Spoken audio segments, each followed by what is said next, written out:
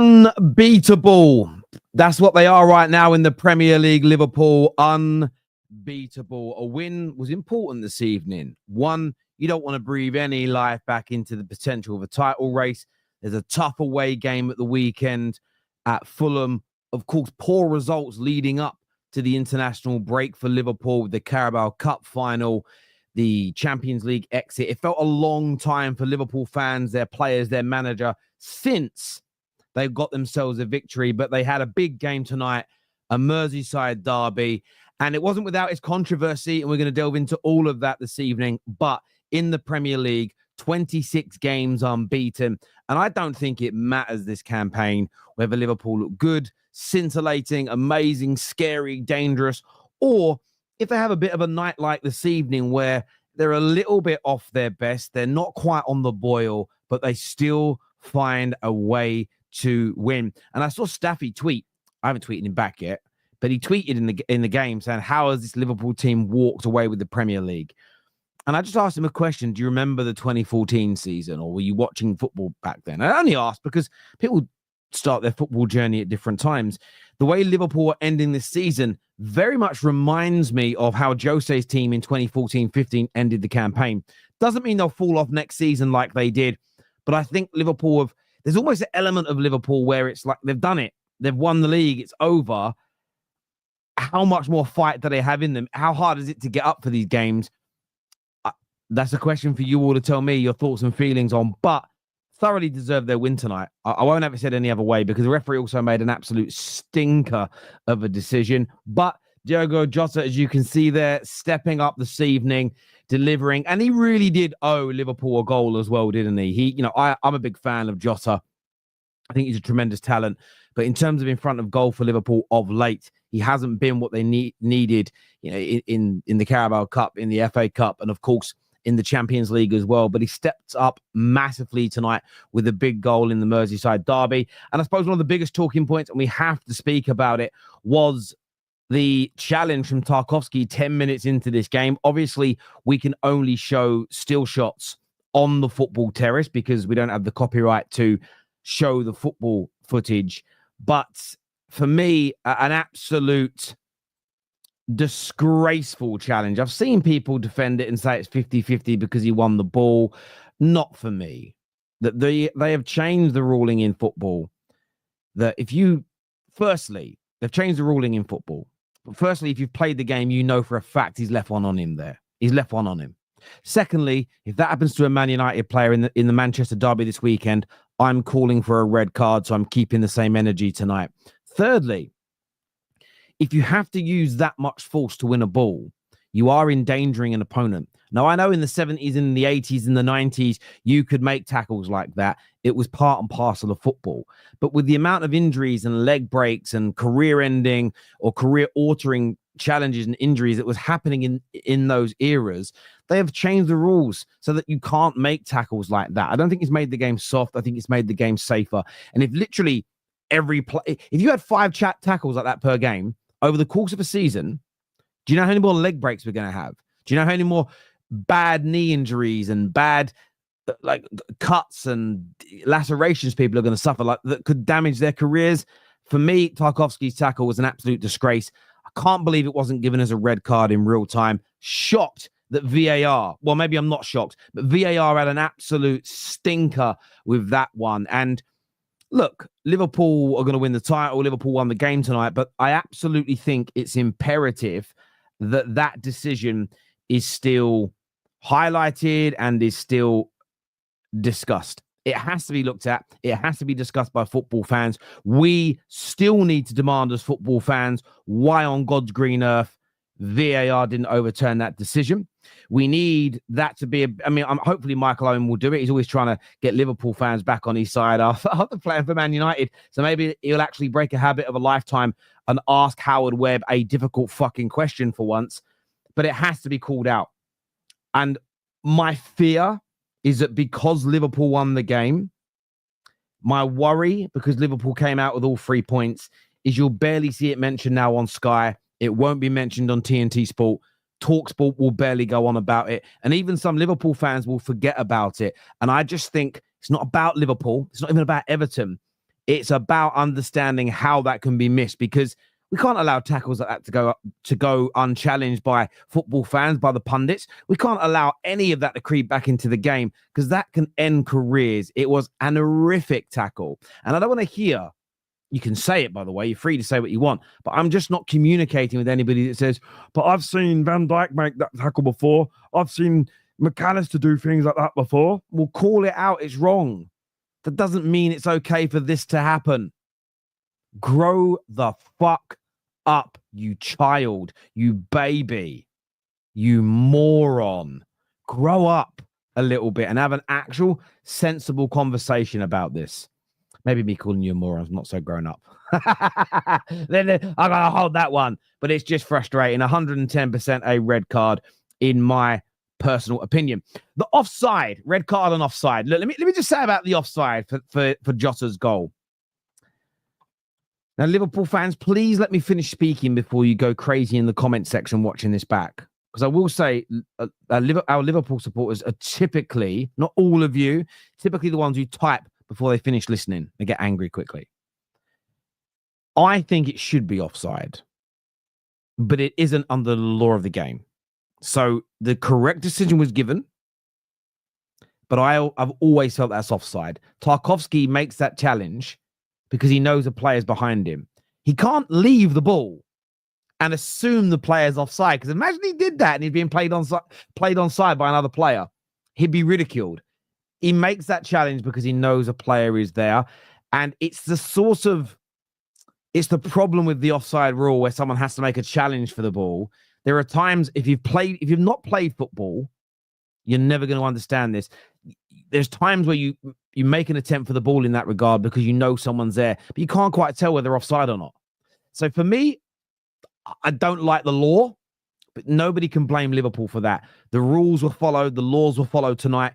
You can't change it because of an anomaly in a game. You can't go, right, it's meant to be onside, but we're going to give it offside because we've just realized it's a bad law.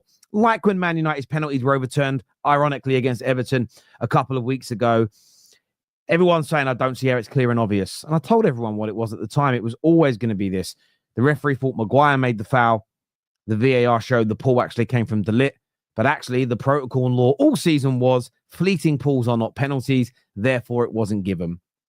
Nobody wanted to hear that because they were angry. What you can't do in the middle of the game, or at the end of the game in that case, is change the law because of the team it's for or against, or because you suddenly decide you don't like it.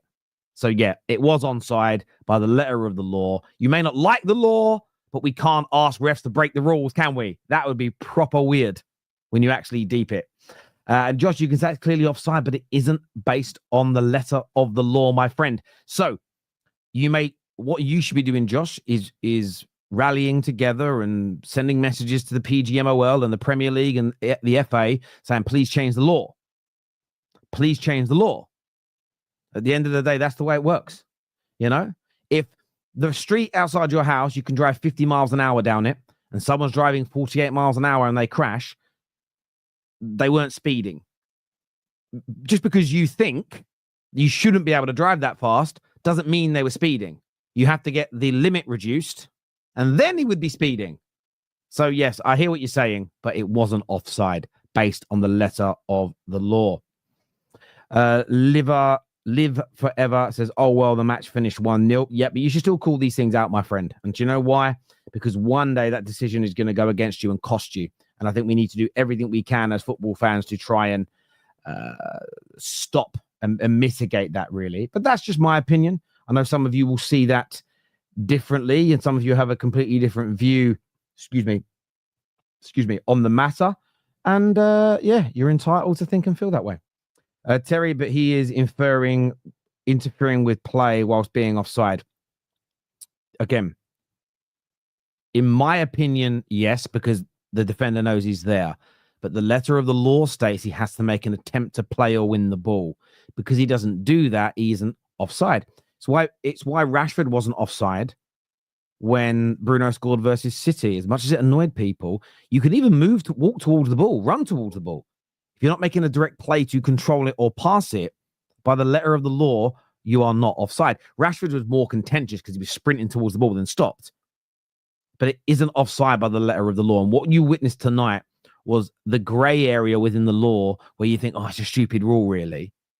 But what we cannot be demanding of referees and VAR is for them to break the law in the middle of a game. That would be ridiculous, in my opinion, Bias and Beast. You can't do that. It's crazy. Weird comments I'm just reading there. Terry, I can't read. Terry, does this translate to Arsenal being scary and making rivals cry? What the fuck has that got to do with anything? Listen, it's got nothing to do with what we're talking about, but there we go. You're probably bantering, but some people will bring that up. Some people will. And right, the fact is, right, you're probably bantering, but if you've come to a Liverpool match reaction to talk about Arsenal, I would hazard a guess that you were someone who was crying last night because Saka scored. If they're on your mind, that's what I love about the discourse on all of this. It's like, I ain't bothered by Arsenal, but I just mention them every day. You know, like a guy, I'm assuming you're a man. You could be a woman. And the reason I assume is 98% of our viewers are men. I'm assuming you're a geezer. You may do this. I hope you don't. You might have a friend that does it. Put him straight. You know, the guys that are like, I ain't worried about her. I don't care that we broke up. I never really cared anyway. But all they do every day, every week, every month, every night out is talk about her. Have you seen her? Have you heard from her? What's she doing? I heard she's dating. My friend says she's on Tinder, but I'm not bothered. Can't think about it. The more one doth protest too much, methinks. Anyway, let's move on and get back to the Liverpool game. Terry rattled. No, I think it's the other way around, bruv. I'm having a laugh. And I mean, I wouldn't necessarily, you could call it a simp. You could call it a simp. You really, really could. But there we go.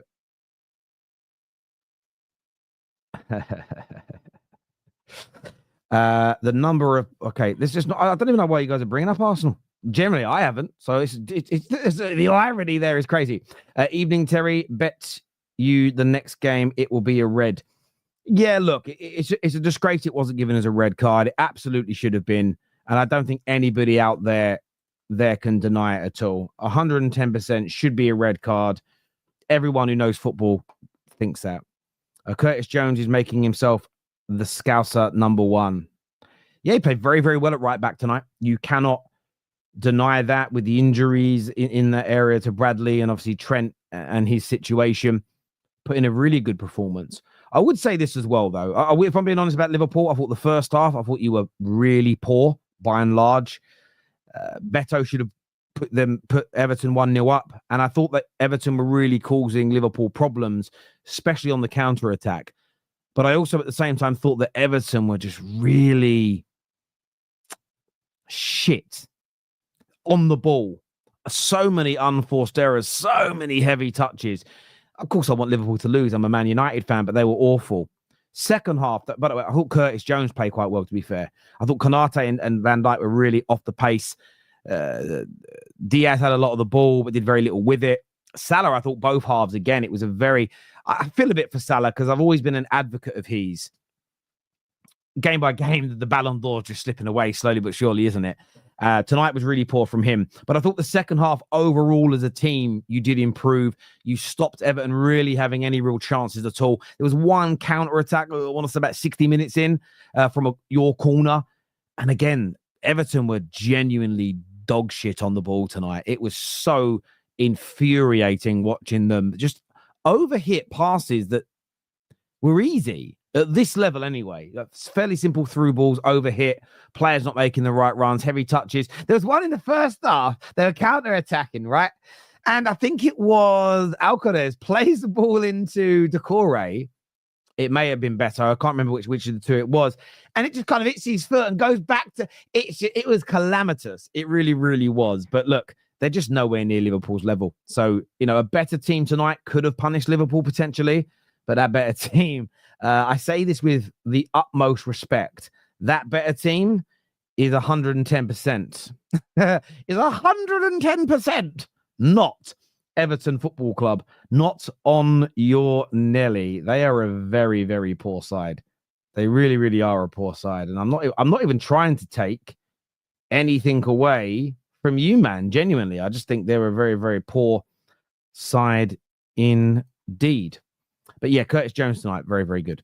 Cedric here says, PGMOL, let's see you weasel out of that poor decision. By the way, it wasn't the only one tonight. I had all the other games on. If you're not using Satanta Sport, you're crazy.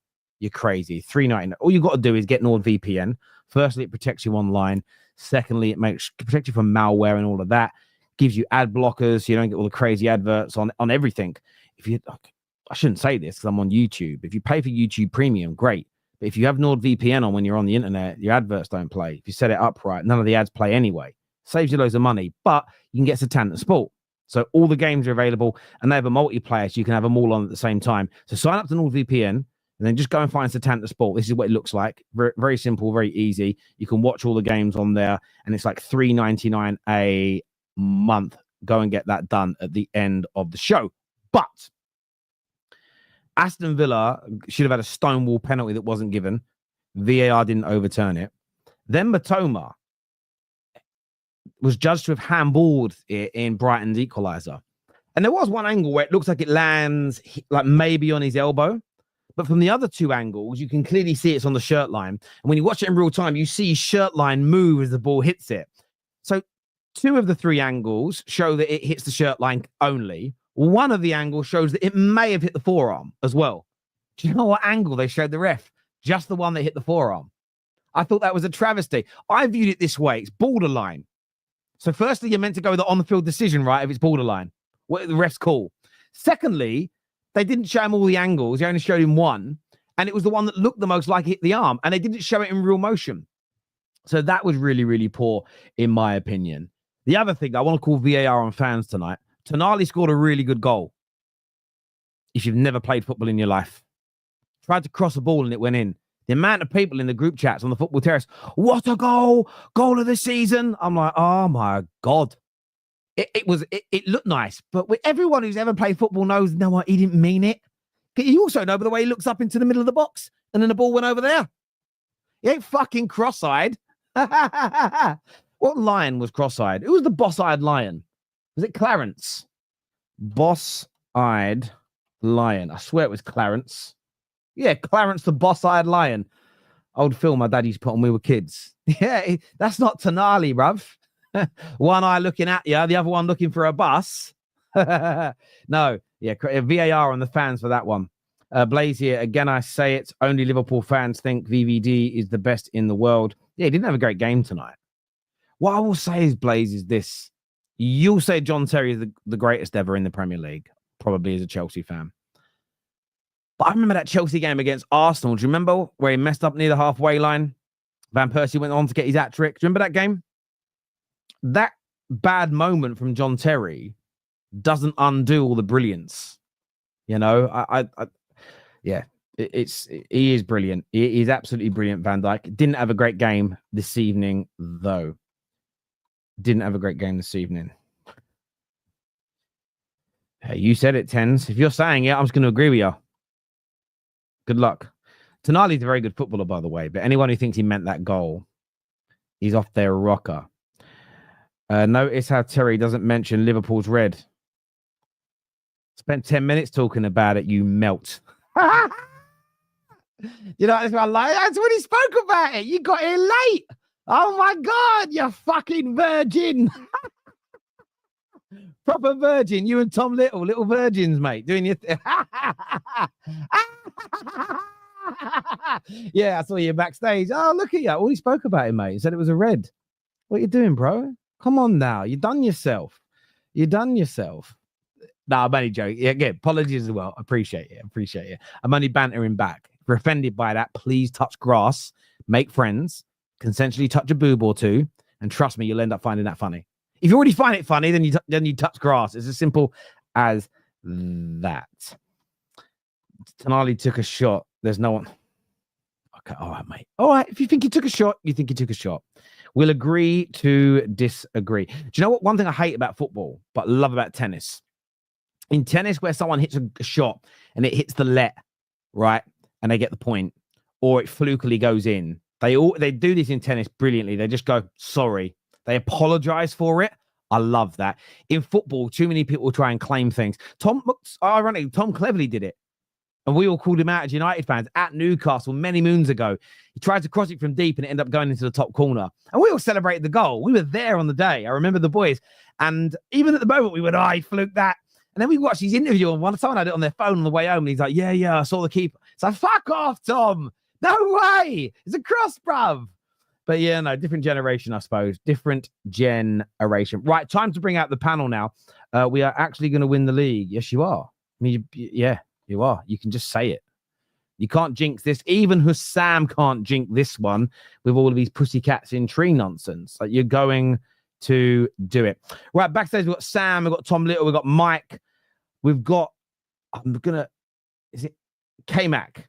I don't know what gentleman's name is. Kris. There we go. I see his name, Kris. That's probably easier to say than K-Mac for me. I read it. That word was doing my dyslexia a madness. My brain was going, literally, I've been live for 21 minutes, and the whole time I could see his name, and my dyslexia in my head is going, there's like an alarm that goes off. There's a word you can't read. It's horrible. Not your fault. Don't change anything. It's just me and my weird brain. So there we go. Get the like button smashed, by the way, people, if you haven't done so already. Very, very important that you get that done. Right, panel time. Oh, and Don Husam, a.k.a. Con Husam, is here with us. Welcome, gentlemen, back to the show. Sam, it was 1-0, not 4. 4 more games. Yeah, sorry for backing my team. I apologize. Technically, it's 5, Sam. It's 13 points, not 12. Yeah. Anyway, let me talk because Husam is here, guys. So, big up to all of you guys. Make sure you guys are liking and subscribing. That was a fucking nerve-wracking experience unnecessarily there. That was so there was no reason for us to be this nervous, but I was so fucking nervous at the end there. When Pickford came forward for the corner, bro, I was thinking all sorts of dark thoughts. It was really painful. I'm so happy we got through that at the end there. And I'm sure the guys would agree with me. Listen, stinky 1-0 wins from now to the end of the season. Who cares? Just put the title in the bag, put the trophy in the bag, and let's just get this party started. You get me? I'm so just, the quicker we win the league, the less nervous we are. Tarkowski should have been sent off. 100% Tarkowski should have been sent off because he almost broke McAllister's knee in half. I think Luis Diaz was our best forward today. Absolutely our best forward. Was an outlet all game long. He was absolutely unbelievable, and he's one of the reasons why we went 1-0 up. Listen, I'm going to praise 3 players today. First of all, Luis Diaz, because he was our best forward today, got past his fullback, created chances, created our most dangerous chance even in the first half when we were dreadful with the cross into Salah. The other player I want to give credit to is Diogo Jota, because that goal happens through individual brilliance. The fact that he just got past the defender and then finished it immediately, just clinical finish. And the third player I want to give credit to is Curtis Jones, because that clearance is worth £100 million at the end there. That clearance is worth, I couldn't imagine had Branthwaite scored that, even with Salah off the pitch. We definitely wouldn't have scored the second in 2 minutes. So, I'm so glad Curtis Jones cleared that. Absolutely phenomenal clearance, to be honest with you. Van Dijk, I thought he was shit in the first half. He's a lot better in the second half. But in the first half, 2 nonchalant moments there with Beto. He scored one. We were lucky he was marginally offside. The second one, thank God Beto was crap. Thank God Beto was crap and he missed it. I swear to God, when I saw him run through a goal, he hit the post. Whew, thank God we're not playing against Brazil from 2002 or something. He missed that right there. At the end of the day, wasn't the best performance. The one constructive criticism I will say is, look, performances don't matter, and we all acknowledge that. Just get the 3 points and wrap up the league. But I will say, better, performances in the next games, future-wise, will guarantee us better results. And I think this is the thing where I have to also sit back and go, it can't be just this bad. And I do think the problem with today, even in the first half a little bit, is Slot ran it back and it just didn't work. We need to change something, whether it's starting Elliott, whether whatever it is. We need to create more chances. We need to have more, we need to have a lot more creativity. Essentially what the teams are doing now is every time you're watching Liverpool, there's 3 players on Salah, and that's it. Khalas, they don't trust the other 2. Today, 2 of them combined and they scored, but is it sustainable for the next 8 games? Probably not, based off of evidence. So, I just want us to be a bit more creative. play Elliott, maybe play 2 strikers, whatever it is. We just need to find a way to just switch it up a little bit because we're missing out on Trent's creativity. And we noticed that today. Yes, Curtis Jones had a fantastic clearance, but creativity-wise, he's nowhere near, obviously, Trent. So, yeah, that's my thoughts on the game. 3 points in the bag. Happy days, but nervous, very nervous at the end. Very nervous. I get you nervous. I want to throw this question to Mike before you give me your review on the game. I get the nervousness, but there can't really be any Liverpool fans that truly think you're going to throw away a 12-point gap with 8 games to go.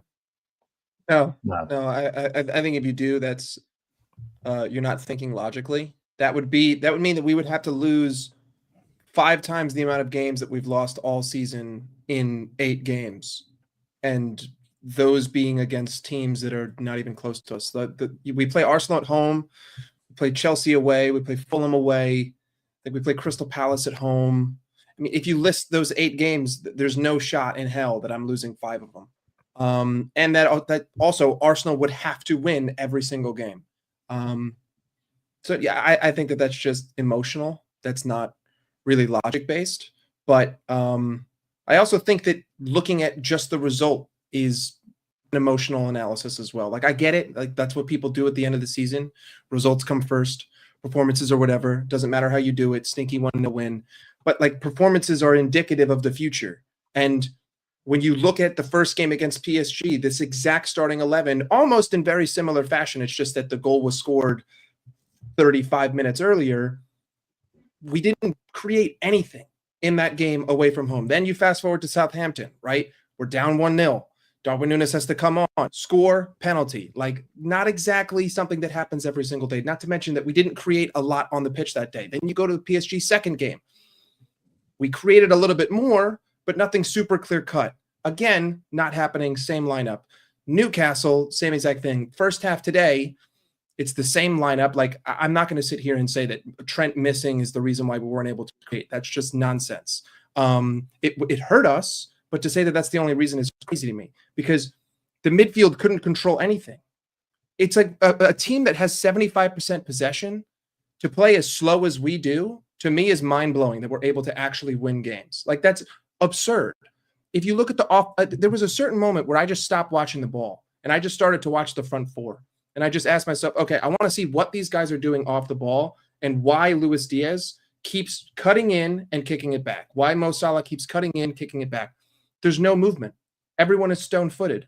No one's playing around. And then the one time that we do get movement is when there's a chaotic moment on the edge of the box.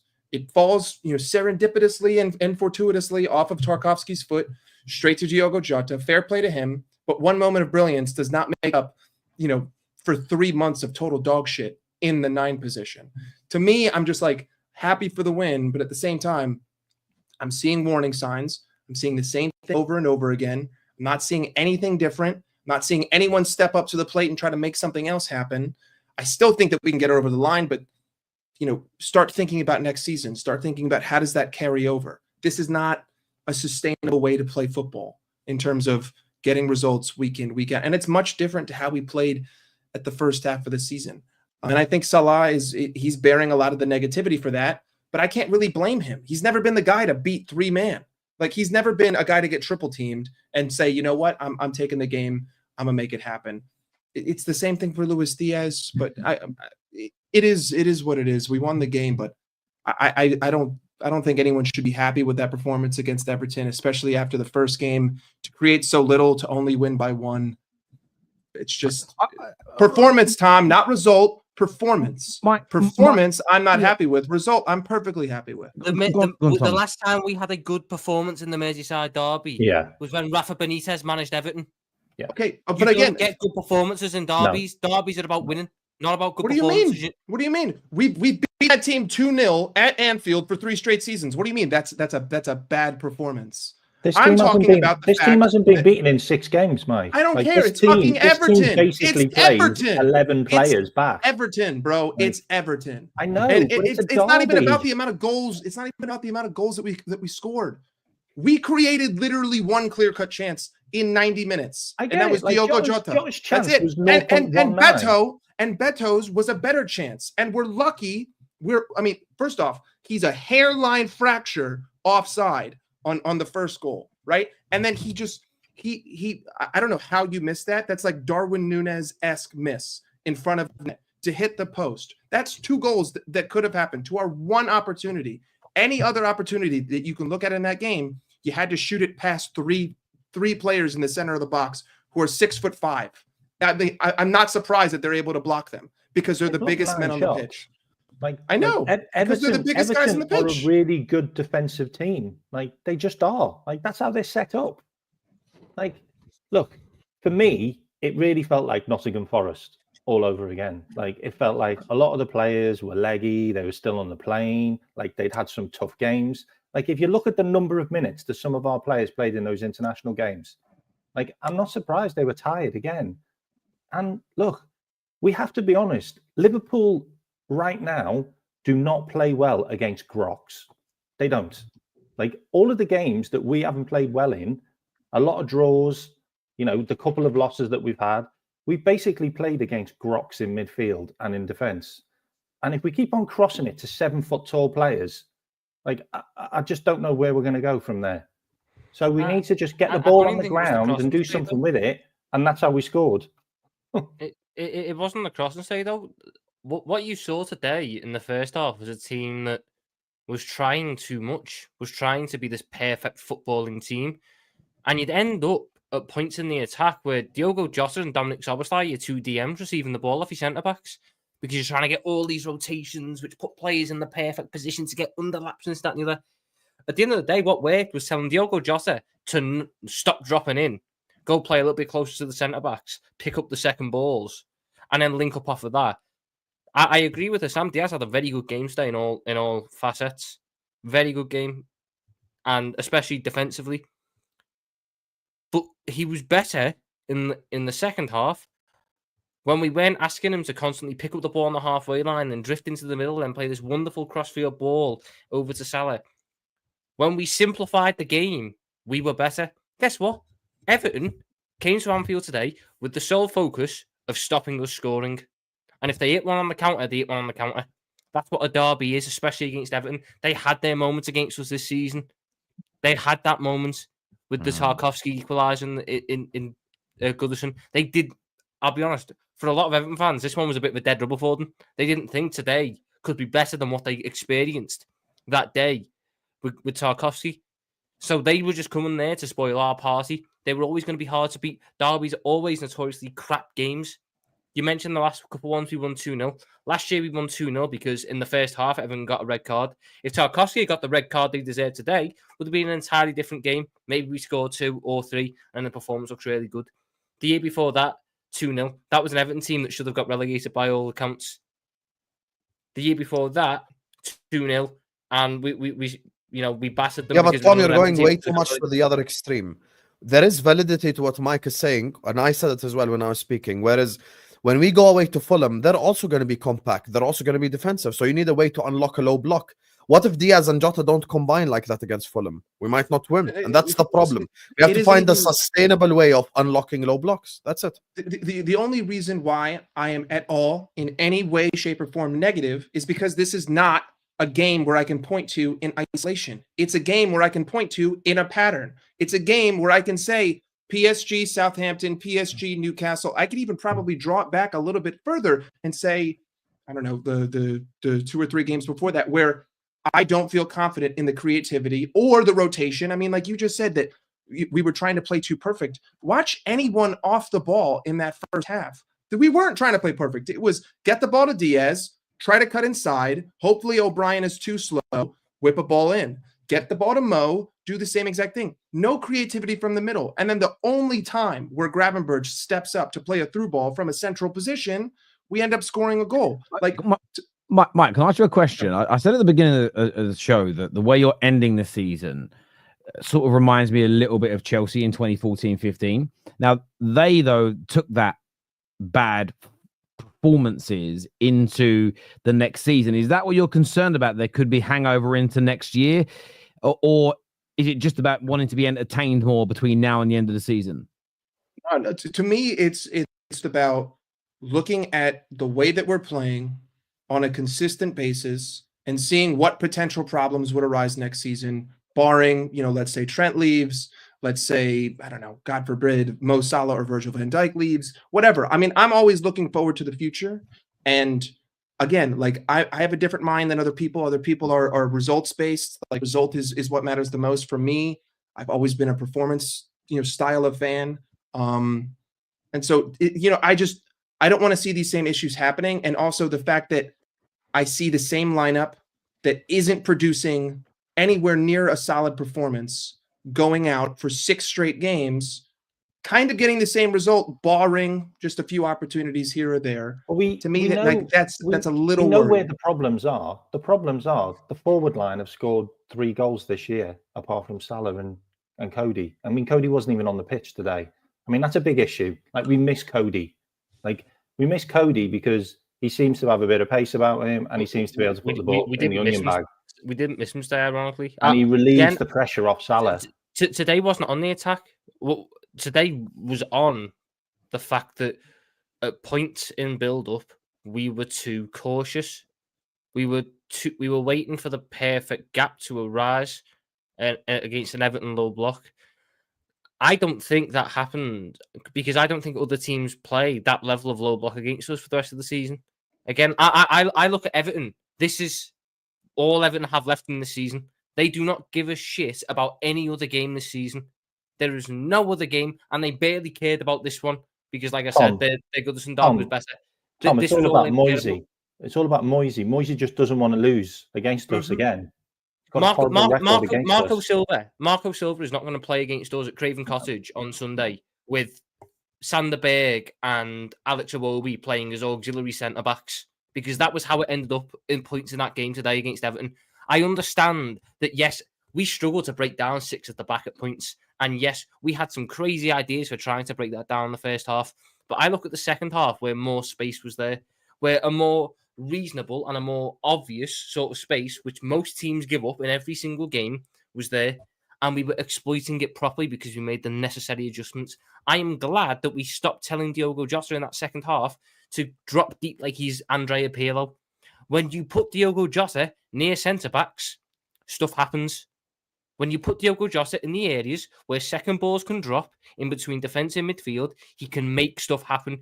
That goal today was because he's able to operate in that space between centre-back and midfield. In the first half, he wasn't allowed to do that because he had to go drop deep into the left-back area to pick up the ball and try and dictate. That is the only thing I'm getting at. I don't think it's a case of performance needs to be heavily scrutinised in this game because derbies are not games where you put in stellar performances. They're not.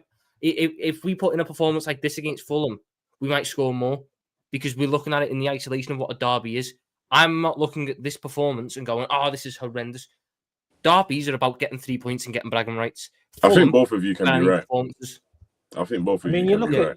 You look at derby games like Liverpool notoriously have like been beaten in a derby and we've been like miles ahead of Everton, like as in streets ahead of them, and they still managed to get a win or get a draw.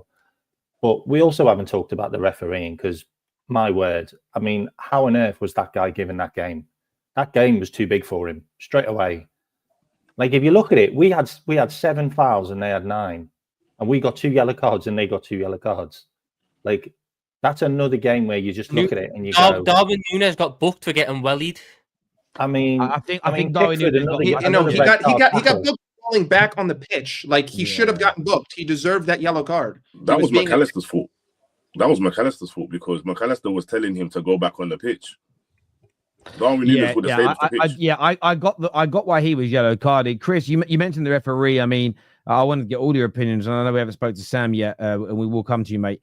The Tarkowski challenge. I mean, have you ever seen a red card tackle like that not given, not reviewed, not been sent to the monitor? I have seen a red card tackle like that. Steven Gerrard in the derbies. Yeah, in a different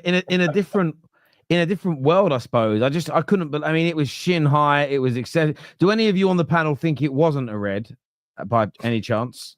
I just try to throw it out there for debate. I mean, I don't think. I think it's like a prison sentence. You know, that's that. He's going in there with full idea of what he wants to do. He's not going in there thinking I'm solely running the ball. He knows he's going to leave something on him. and he knows exactly what he's doing. He's a seasoned pro. He's done this before. He done it to Richarlison when he was at Burnley, and it was Everton. It was the same thing. It's an incredibly, incredibly dangerous challenge.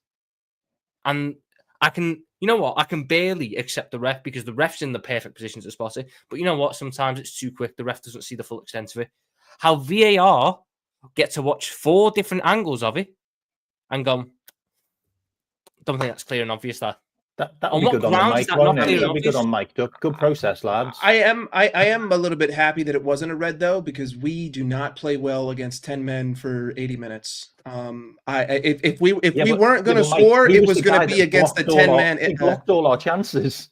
Hold on. Also, without Tarkowski on the pitch, we don't even score, right? Because Tarkowski gets the assist. The ball hits his foot to go on to Diogo Jota's, and we were not going to score against Mike. Tom. How many rationalize it all you want. I you can rationalize it all you want. We do not score against 10-men teams. We do not do it. We do not score against 10-men low blocks. We don't. Right. So you're going on about how Everton blocked Everton. Tarkowski blocked Everton. If he's not on the pitch, are we trusting Michael Keane to block Everton? It wasn't just Tarkowski. Five goal-bound shots. That's how good he was. Look, he also assisted our goal. On the tackle for a second. I think I know what they're going to say. By the way, do you guys remember Chelsea West Ham about 4 years ago? There was a red card given by VAR. I don't remember the 2 players in question. It was Kufal where he had control of the ball and cleared it up the pitch. And when his leg came down, his studs caught whoever the Chelsea player was, and VAR overturned it. And then they rescinded that red card and made a bit of a statement. I think they're going to hide behind the fact that it wasn't a tackle for the ball and it was a clearance. The only issue for me is that's going to be a cop out, because what Safal did, if you watch it back, there's not much he could do because of the direction the player was coming into him. And this is where it's one of those things where I know that some people find this patronizing. Unless you've played the game, and when I say at a decent level, I'm just talking with other like even Sunday League level is a good enough level. I'm talking competitive matches. Unless you've played the game, you are not going to notice that he did that on purpose. There was no attempt to pull out. He could have sort of bent his leg and took the impact out. He just went to leave one on the man. And if McAllister's foot is planted, the size of Tarkowski, McAllister's leg could snap in half. And at the end of the day, it doesn't matter if you despise Liverpool, despise Argentina, hate McAllister. I don't think anybody should be advocating winning the ball first or not. If that happens, if Heartland won't be playing, but if I don't fucking know, if Gundogan does that to Ahmad, Ahmad won't play either. I'm having a fucking nightmare here with names. But what if Casemiro made the same tackle? Player? Well, Casemiro's wasn't even as bad as that. Casemiro's was a tackle. He won the ball and his foot just rolled over it, and then he caught the guy's chin. Curtis Jones had the same thing too. Yeah, no, exactly. But they're going to hide. They're going to hide behind it wasn't a tackle, and they're going to say it was a clearance. Yeah. That's what they're going to hide behind, 100%. Mac was also at an angle, so he'd have took his knee from the side. Oh man, that is so, I guess like the decision to me that makes the least amount of sense is if you can't raise your foot above someone's head, but then Beto can go after Kelleher and basically put his foot at head's level, and the only reason why it doesn't smash him in the face is because his arms are out in front. Then, I mean, again, I just like, you can put a foot above head height. Mike, you're missing the Van Dijk one. You're missing the Van Dijk foul. Like Van Dijk literally went up to the ref and said, "Can you look at VAR? Like this guy's just on the floor." Okay, I guess maybe this is like a language question then. But if I'm a goalkeeper and I sprint out and I get the ball with my hand, but I accidentally punch someone in the face, right? And then I get sent off, let's say. Now, how is that any different from I'm a striker, I go after the ball, I'm making an attempt at the ball, my foot is at face level, I hit you in the face, it's like, oops, I was going after the ball. So if Beto wouldn't have kicked the arm and he would have kicked him in the face, he probably would have got a second yellow card. The fact is he didn't make didn't make the contact. If Tarkowski does that clearance tonight and doesn't make contact with McAllister, I don't think anybody's asking for a red card. I think the only kind of tackle that you look at, or the only two incidents in football where if there's no contact, you would still look at a red card. If someone came at you front on with 2 feet down, I think we all still say red card. Or if someone takes a punch or a swing at someone and misses still, I still think we would probably all ask for a red card. But Beto's, he was genuinely trying to kick the ball. Where you're right, if he doesn't kick the arm of Kelleher and he kicks him in the face, he probably would have got a second yellow card. If the studs are showing and he catches him in the face with the studs, then it's a straight red card. At the same time, I always feel that about Wayne Rooney's overhead kick. If Michael Richards was braver and just put his face where the ball was, it would have got disallowed because it would have been. But Michael Richards bottled it basically. So sometimes you've got to be brave. Do you know what I mean? Put your face on the line. Super chats here. First one says, "I'm American, but you can kick." Sorry. Can you kick out this crying American Liverpool fan? He's so annoying, and I'm tired of crying. Oh, who's crying? Who's crying? It's called being critical of a performance. You should try it rather than just clap. Oh wait, Husam, what was it? Get behind the lads that you used to do. Get behind the lads. If that's the way that you want to watch the sport, you can watch it like that. We could be 35 points ahead with a treble in hand. I'm still going to critique a performance. I don't think what Mike said was outrageous. To be fair, I don't think so either. I'll speak after Terry does the super chats. I mean, this here. This is super chat I can't agree with, but then maybe it's how my team are doing. You won the league. Show some kind of happiness and joy the moment, people. Your club is about to go through a major rebuild in the summer, so all your concerns will be gone. Look, I want to ask this question. I haven't seen very many happy Liverpool fans for 2 or 3 weeks, considering you are you're one of them, Tom. You're rat, right? No, I've been happy about my football club, not about the second best scout right back at the football club. Big ups Curtis Jones today, by the way. Listen, I'm not saying it's Trent leaving that's doing it, but is it the fact that Van Dijk and Salah, you know that your goalkeeper's got a year left? Is it because half this team could theoretically be gone by is that taking away an element of joy? Because I remember when I know it isn't the first time you won it, but I remember when you got to this stage back in 2019, 2020, and every match reaction was like a party. Every show you guys came on, some of you were on those shows, some of you are new to the terrace now, but every show, whether it was a match reaction, a preview, a transfer story, every Liverpool fan was just bouncing off the walls. The last 3, 4, 5 weeks, it has felt more of a funeral than a wedding. I'll answer that because I was there from on the Football Terrace when we last won the league. First of all, I've been here for time. Don't worry about that. First of all, it has been a dreadful 3 weeks for us. Let's just put it right. Getting knocked out of the Champions League, which personally for me, if you say, do you want Liverpool to win the Champions League or the Premier League? I would choose the Champions League, mainly because I grew up on the Champions League. So the Champions League is like I have a soft spot for the Champions League. And a lot of Liverpool fans have a soft spot for the Champions League. So getting knocked out of the Champions League hit hard. But then we said, okay, let's bounce back, win a League Cup, and then we go on to win the Premier League. We had the most dreadful performance in the final in that League Cup. Newcastle had every bit deserved to win that. And then you have the news of Trent. Now, I was arguing with Liverpool fans over these 2 weeks saying, why did you expect anything else? Because we already knew that Trent was gonna leave. But when you have all of these things gobbled up into one, and also we have owners like FSG that are not going to do anything in the summer or try to do anything good in the summer, it's going to zap your energy. I think there's a lot of Liverpool fans that are just tired. And I hear a lot of Liverpool fans saying that, do you know what? Let's just be happy for the club. The actual team is going to win the league. And I hear it. But at the back of your mind, you're thinking, we're going to win the league, but we're going to be in a lot of problems next season. And this is where I say, I actually agree with what Mike is saying. The past 3 months, Liverpool have been playing terrible, absolutely terrible, for the past 3 months.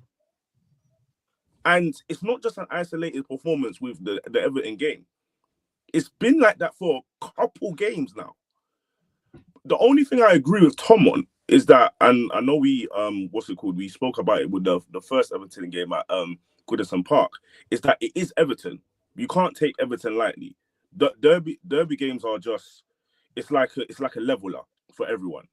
But other than that, Liverpool, name me 3 good performances that Liverpool had this year. You will struggle to find 2025. Manchester City. Away to Man City. Games and Real Madrid. Away to Man City. And No, Leverkusen. I'm going 2025. 2025. 2025. Okay. Yeah, away to Man City. At home to Newcastle. At home to Tottenham in the cup. Away to Bournemouth in the league. At home to Ipswich in the league. That's 4 straight off the bat. And again, I don't know if I'd call Bournemouth a good performance. You went to the most informed team in the league at the time who just beaten Nottingham Forest 5-0 and put 2 past them without reply. And bar an open chance which Clive put over the bar, they didn't threaten you. And they also beat Arsenal and City at their ground. Like, I feel like there's too many people I feel like too many people have lost sight of this season for Liverpool. Right, I understand that there's a thing of expectations change within the season, and I agree. But I'm also understanding where we were at the start of the season. I was coming on shows. I was coming on top 6 shows. I was coming on previews on all these different channels being told, Europa League, you're not going to get top 6. You're finished because Jurgen Klopp's not here. This manager's come in, and we are 26 Premier League games unbeaten. 26 unbeaten.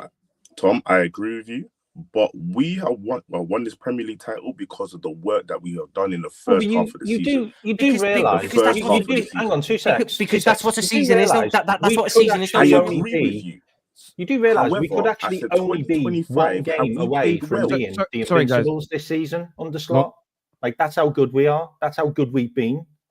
Like people seem to be forgetting how well we have played all season. Like, who cares if it's not that type of football that Jurgen Klopp provided? I don't care.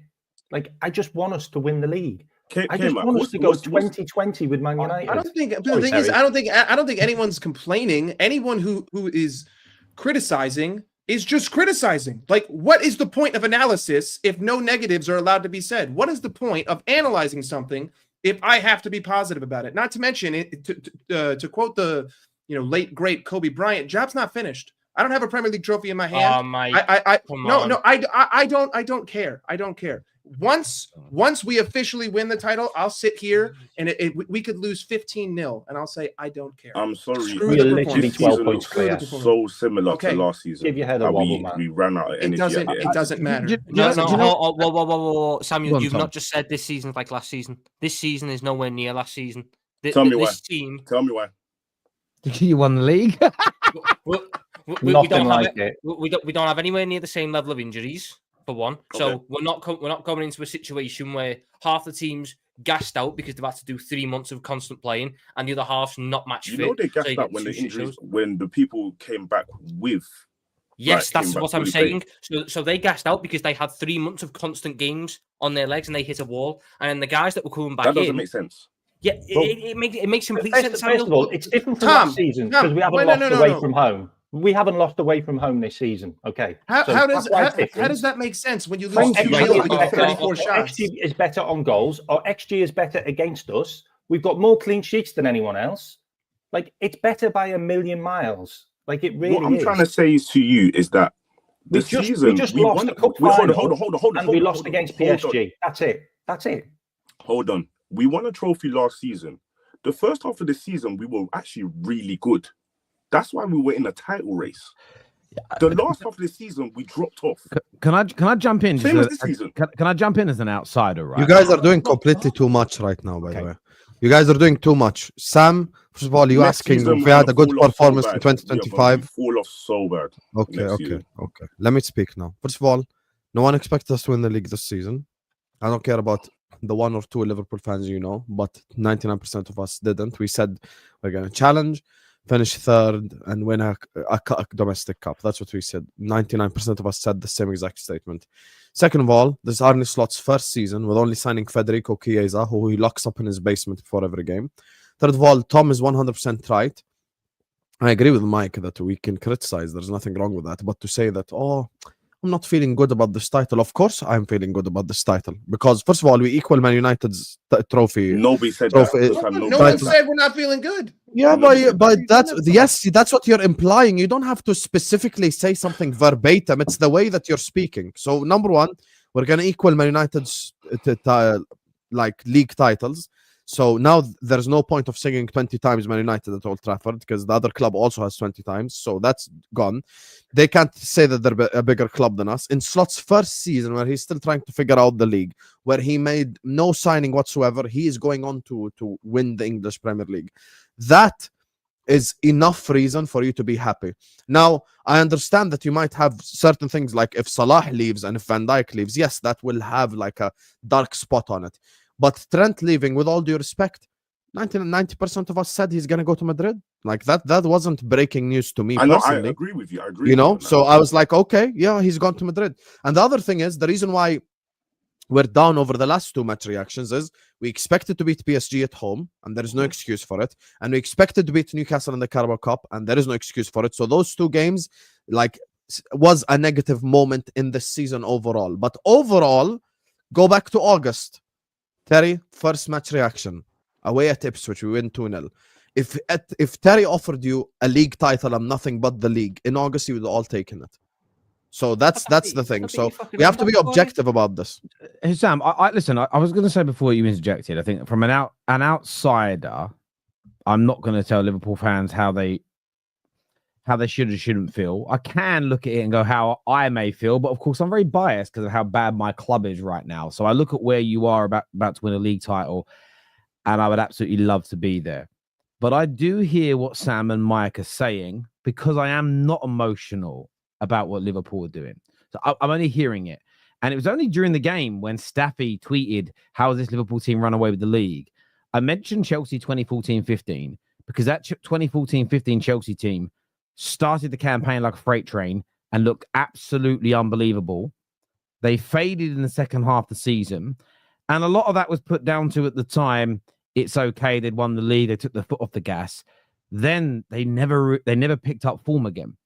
So I can understand some Liverpool fans looking at the potential players leaving, some of the greatest your club's ever had, the drop off in form, the ideas that were working under Slot suddenly not working, and then started to think about next season at the same time. So I'm not saying that is how I would be behaving 100% but I'm only observing this as an outsider. I'm just not seeing the same buzz and the same energy and the same excitement by and large from Liverpool fans. I was talking to Cal from Coppish, and he was saying, like, compared to when they won the league, he was talking about his channel. And we as YouTubers can often tell fan bases I can tell that Chelsea fans have checked out for the season, because even when they've won games recently, the level of interactions and viewers and people that even down to people messaging me and KJ saying, can I come on and talk about my team, has dropped by about 80-90%.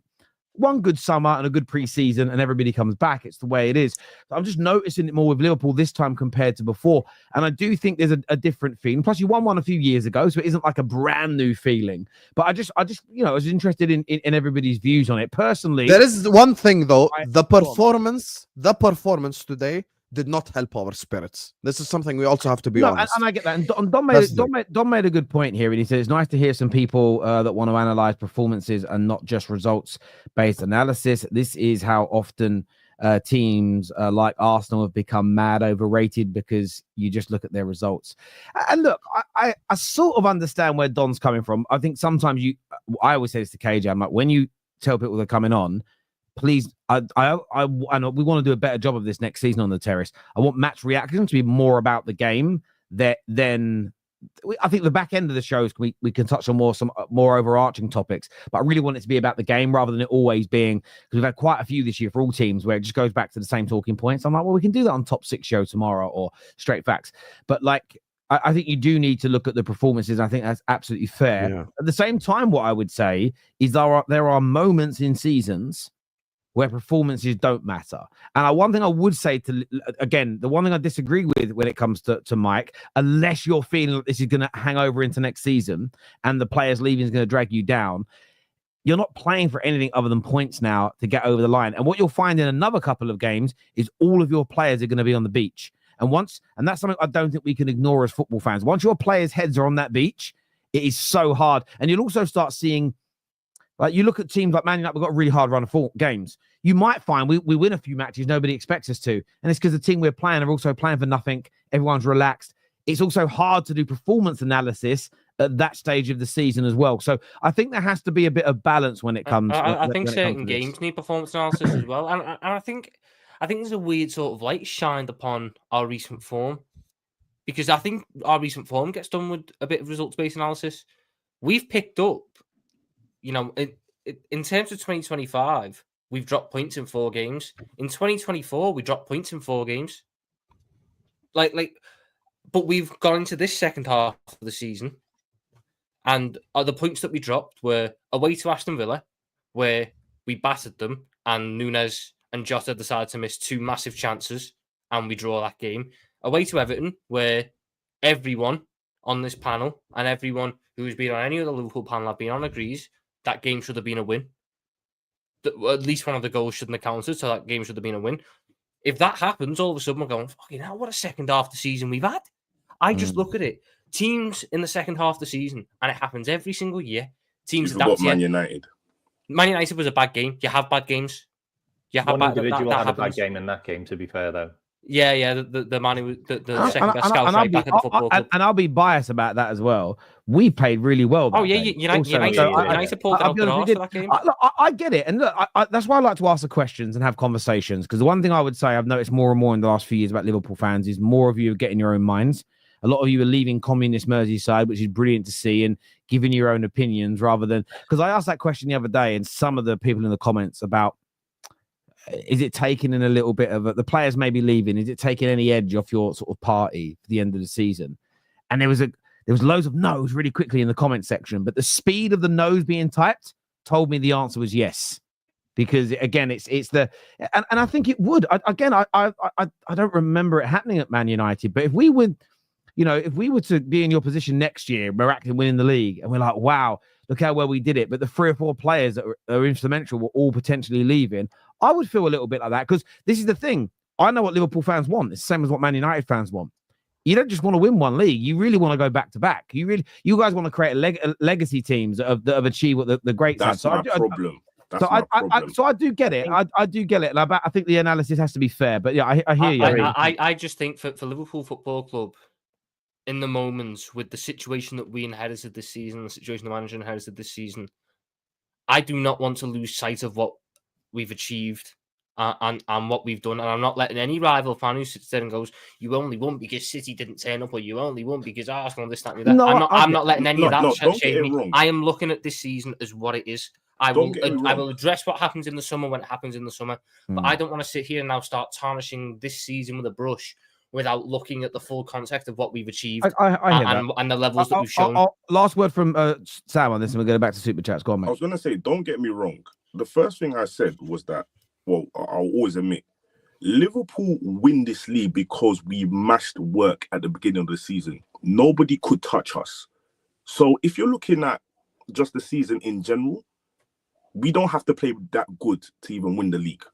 100%. But my thing is, what are we going to carry on to the next season?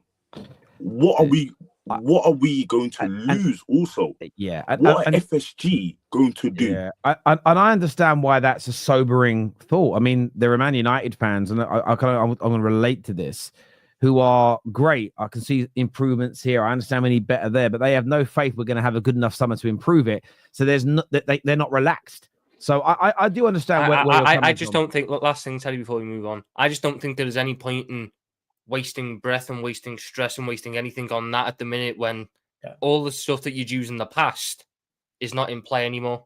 The manager who in the past is not in play It's- anymore. The I people suppose- making decisions in the past But are we're not gonna the go same back people. to it again. We're No, gonna go back to it no, again. Sam. The manager in the Sorry, past sorry. who was making these decisions and who was keeping players beyond their expiration, that he's not here now. The people upstairs who were in power in the past 2 years, where we felt we lost sight of our Have you- strategy and everything that we wanted, they're not here anymore. It But is the an same entirely thing new thing. has And gone tar wrong with a these new people manager. by the old brush.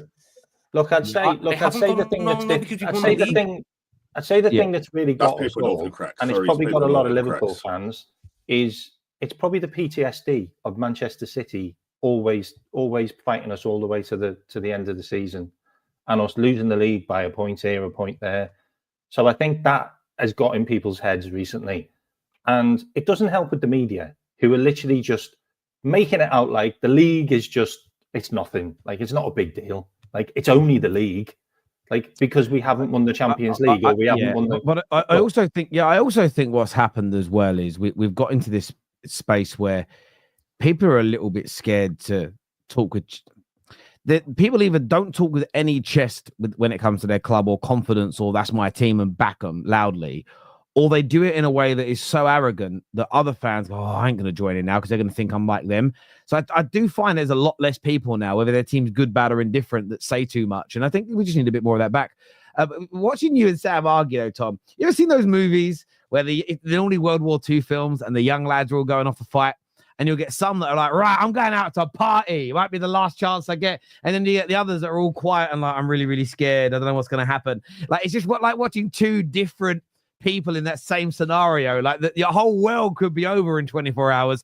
Some go out with a bang. I'll worry I'm about players partying. leaving when they leave. Yeah, I'm but, enjoying mate, what I've got. I'll give you an example, right? I always remember a friend of mine. We were in a house share together, and it was basically his dad had a council house, and his dad moved out years ago. We were living in it. We shouldn't have been in it because it was cheap, but we were, right? We just kept the name going. And I was living with my mate and his brother Danny. His brother Danny wasn't very well. He had a real bad mental health issue at the time. And the council turned up to say, "Oh, where is?" I'm not going to say his government name on it. Where is Mr. So and so? And Danny just went, "Oh, he moved out 12 years ago. He lives in Nottingham now." So we then got this eviction letter sent. We had to leave, but he got the letter, Danny, and stuck it in a drawer. Demonstrated 3-month eviction notice. Anyway, like a month and a half, 2 months went by, and their mum was round, and she found it.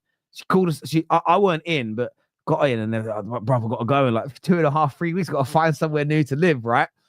I was panicking. I was like, I had to borrow a bit of money because I was young, no money. I had to get a deposit for a place. I had to find somewhere. All these things, I was stressing. And every day I'd come on, I found this place, we'll go view it tomorrow. And I was like, Phil, like, are you all right? And he'd be sitting on his PlayStation, sitting back going, yeah, like, it'll work out, won't it? And I'm sitting there going, how are you so chilled, right? I am stressing. And I suppose that's just a difference in people at times for the same scenario. Who gives a F? We're winning the league. Give me 5-1 and we could lose all the rest 10-0. I don't care. And do you know what, Bird? Listen, I understand where you're coming from as well, my friend. And what I liked about what Don said earlier, though, was really interesting because I might do this as a separate debate on the Top 6 show tomorrow fully. But you'll often hear if performance-based analysis is more important than results, then it smashes to pieces that having 95 points makes you a better team than a team that has 85 points. Because the points is results-based analysis, but rather than just performances. Although you could argue more points means more consistent performances. The problem with the points total argument is that, yes, some of the massive points teams have had in the last 7-8 years are more than teams from 20 years ago. But then to Don's point, that Arsenal are overrated. But look at the high level of points totals they've had coming second for a couple of years that have been good enough to win multiple league titles in the past. So if they're if you go by the points totals dictate who the better teams are, even if they're second or third, can you say a team like Arsenal are overrated? If we're going to look at performance-based analysis and how well you performed rather than all the wins that you got, then the points total thing maybe is quashed. I'm not giving any answers to it. I just thought it was when he said it, it just made me think. Because I've seen a lot of people in the recent years go, team that gets 90 plus points is more than 95% of all the Premier League winners of all time. Let's just say for a moment, fair argument. But I swear Arsenal got 90 odd points last year or 89 points or whatever it was they got. What did they get last year? 89. 89, right? Which is one off of 90. I still think 89 points. If you look at the first 20 years of the Premier League, how many teams got more than? Like, do you get my point, right? So if you're going to say it's based on performances, fair enough. But if points totals or you're like, if you're someone that advocates that a team that got 95 points is better than everything that came before them, how can you call a team like Arsenal overrated? I think it'd be a really good debate to have on shows, but you'd have to find the right mix of people that think differently on that. But yeah, I get where Don's coming from. What was the best UFC fight so far this year? Oh God. For me, there was one in the UK, the only good fight of the UK UFC, and I forget the two fellas' names, one of the first fights on the main card. That was really, really good. I enjoyed that. But there's not been many great ones this year. I think the UFC have had a very bad year with their matchmaking. There's been so many stinkers, in my personal opinion. Man acting like Everton haven't gone unbeaten under Moyes. They've had a good run as well. It's very, very true. Curtis Jones making himself the Scouse number one. Mm-hmm. The best Scouse right back in the Premier League. You heard it here first. Yeah. No, I hear that. AJ, I know that the event wasn't a good one. I'm talking about the first fight was very, very technical. But what other fights did I like this year? I liked Cannonier Rodriguez. That was a really good fight, in my personal opinion. I enjoyed that one. I'm going to butcher the names, but Dereshvia and Nurmagomedov, I enjoyed that. That was back in like January time. I thought that was really, really good. Prohaska versus Hill, that was a very, very good fight as well. Gaethje's most recent fight, I enjoyed the comment, but there hasn't been, in my opinion, lots of great fights this year. I went to a Bellinator a couple of years ago, and I didn't even see a knockout. Oh yeah, it's frustrating when you get that with the UFC and when you have nights like that. I was at Wembley. Pereira fight, yeah, not a bad one. No, I didn't think the Pereira fight, the most recent one, was very good. I thought Pereira was too offish. He didn't engage enough. I again, very well-deserved victory, but I didn't think Pereira performed, if that made sense. So there we go. Look, I want to say talking about UFC. I'm a boxing guy. I've been listening to all these names going like, I got no idea who any of these are. I want to thank everyone that's tuned in. This video is going to redirect you to Husam's channel, so go and support him over there. We're back tomorrow with more content in the morning. We've also got top 6 in the afternoon as well, and then the big one, which I'm telling everyone now, make sure you're all tuning in tomorrow, because Ches has asked me in the group chat why, but with Chelsea dropping down to 6th place tonight from 4th, their game against Tottenham now is just a little bit more exciting than it was 2 to 3 hours ago. That's lose that game, so close, that table, you know, mate. It's crazy. And it is on. I think City are going to be okay now. As an example, I think Forest are going to make it as well. I almost feel like it's anyone from Newcastle down to probably Brighton that can make it. So there's going to be. But you're just thinking two bad game weeks for Chelsea where results don't go their way, and they're 10th.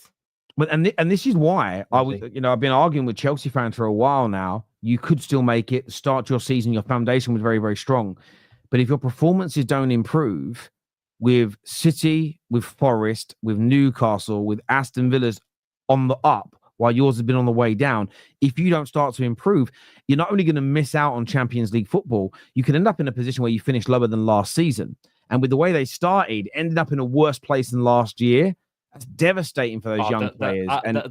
Those would be some brilliant conversations in the summer top 6 shows. After all the stuff I was hearing from Chelsea fans last summer about how they're going to finish above my team, if I've got a Premier League title and they're finishing 10th, below Fulham and Bournemouth. The interesting question I have for a lot of the Chelsea fans, you said they had better squads than Liverpool, better squads than Arsenal. They'll probably just put it all on the manager. But I think there needs to be some real objective conversations about individuals in that. But look, by the way, they could win tomorrow. They could go on a great winning run. They could get Palmer back and Jackson back. We kind of need them to win, because if they win and Newcastle don't get top 4, we've got a slight chance at Isak. I hear that. And I hear that. As I say, I'm looking at this purely from slight outsider and looking at this from the perspective of excitement. I also want all of the teams from Forest really right down to 10th to win one, lose one, win one. I want it to be really tight, because at least it gives. That's the only battle left this season. Really. Yeah, exactly. I want a battle to remain. And I want to beat City at the weekend because I'm a Man United fan. But again, it just puts into question their top 4 credentials again, because they only played Leicester tonight as an example and only scored 2 goals against them, you know. So yeah, look, it's going to be interesting. And look, Rashford scored tonight. Asensio scored again for Villa. He's look like they're really, he is. Yeah, Asensio is one of those players that I just think he's always had it, but it's never really clicked consistently. But maybe he's like Coutinho. Maybe the Premier League's his level. Maybe the Premier League, when I say he's his level, it's because we're higher level. But maybe the Premier League suits him more than Spanish. The pace of the league and the movements and I think that, Has he got 8 in 10? Hasn't he got 8 goals in 10 games now? It's a crazy amount. And yeah, I mean, Rashford now, I think it's like 3 goals, 4 or 5 assists in the same amount of games. What amazing 2 signings in the January for those 2. I also think Marlon scored as well tonight, which is crazy. But yeah, Asensio here. Yeah, so he played his first 3 games and didn't score. So he played 10 games for them. But then he got 2 against Chelsea, 2 against Cardiff, 1 against Bruges in the Champions League, 2 against Bruges in the second leg in the Champions League, and he got a goal and an assist tonight. So that is 1, 2, 6, 7, 8 goals and 1 assist in 10 games. But since his first goal, it's 1, 2, 3, 4, 5, 6, 7, 8, 9 goals and assists in his last 7 games. You know what? If they didn't have to play PSG, they'd be a real threat in that Champions League. They're a team that's set up for knockout but I also think they're a team manager as well, Tom. I also think as well they've got a chance against PSG. They do. Because their manager isn't like you guys. They're pragmatic. And if they sit back and the one thing PSG like and need is that space to run and play into. And they had it a lot against you. I don't think, again, they could smash them up. But if Villa can be really hard, compact, and difficult to break down and beat, they've got what they have in their team now with Ollie Watkins, with Rodgers, with Rashford, with Asensio, and a few others. I don't know if Asensio can play though, can he? Because he's on loan. He can. I don't think it matters in Champions League. Because Coutinho against Barca a couple of years ago. When you start to break it down and look at it, they haven't got as much punch power as they can punish PSG in the transitions that we didn't. But they can. Interesting. Their next Premier League game, Villa, they're at home to Nottingham Forest, so that's a real big one because Forest win that. I'm looking at the league table now, and Forest would go on to 60 points, which would put them. That's insane. Would push them 10 points ahead of 5th. If Villa nearly got relegated last year. I know. If Villa win it, Villa go on to 51 points, which would put them in and around 4th as an example, but close the gap on the 3rd place positions. It's going to be such an interesting weekend. I'm very excited. That Champions League battle is going to be. I think a lot of people have just glossed over it because of the fact that the Premier League title is pretty wrapped up and the relegation. The fact 4th to 10th are all still completely in play. Yeah, wow. and a lot of them play each other. Like Villa have got to play Nottingham Forest. They've got to play Newcastle. They play Man City at the moment. It says postponed. I'm not too sure. Oh no, it's postponed. Villa got to the semi-finals of the FA Cup start. Yes, that's postponed. So yeah, they've still got to go away to Manchester City. They play Fulham. They've got to play Bournemouth that are still in the race as of right now. And their last 2 games, Aston Villa, they're probably fancying it right now. They play Spurs and then Man United. So listen, it's going to be a great end to the season. There's no doubt.